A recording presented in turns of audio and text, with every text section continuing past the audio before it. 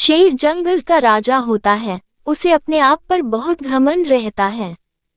उसे अपने जंगल के किसी भी जानवर से कोई मतलब नहीं होता है। उसे अपनी ताकत पर पूरा भरोसा होता है कि मैं इतना बलशाली हूँ, सभी कार्य खुद कर सकता हूँ, दूसरों की सहायता की कोई जरूरत नहीं है। उसे अपने जंगल के सभी जानवर को डरा कर रखना अच्छा लगता है।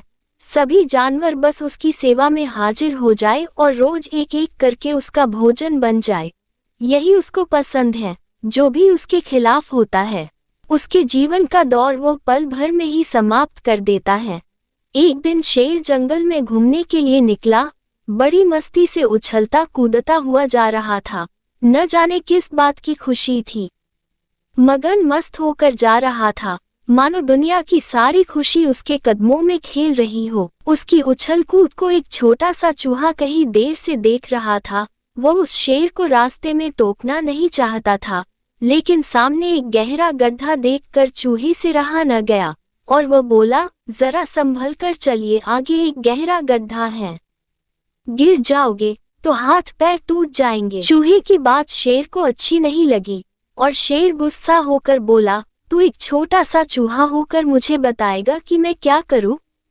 मैं अपनी सहायता खुद कर सकता हूं, तुम्हें बताने की कोई जरूरत नहीं है। शेर और ज्यादा उछल कूद करने लगा और अपने आप पर काबू नहीं रहा और अचानक अगले ही पल शेर धड़ाम से उस गहरे गड्ढे में जा गिरा और अपनी एक टांग ही टूट गई। उसे अपनी ताकत पर घमंड था। तारा चूहा सहायता करने जाता तो मना कर देता। तू क्या मेरी सहायता करेगा? खुद का तो भरोसा नहीं है। चूहा वही गड्ढे के पास बैठ गया। शेर ने अपनी पूरी मनमानी कर ली, लेकिन कामयाब नहीं हुआ और अपनी अकड़ में एक पैर तोड़ बैठा। फिर भी चूहे की सहायता नहीं ली। उसे लगता था कि मैं इतना बलशाली हूँ और ये चूहा मुझे कैसे बाहर निकलेगा। मेरा शरीर तो इतना भारी है और ये छोटा सा चूहा मेरी क्या मदद कर पाएगा। उसने बिना किसी की मदद मांगे स्वयं ही अपनी सहायता करने लगा और गड्ढे से बाहर निकलने के लिए तड़पने लगा।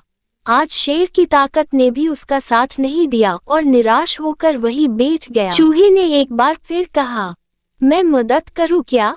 शेर, तू मुझे बाहर निकाल देगा? चूहा, जी हाँ बिल्कुल शेर, तो निकालो फिर।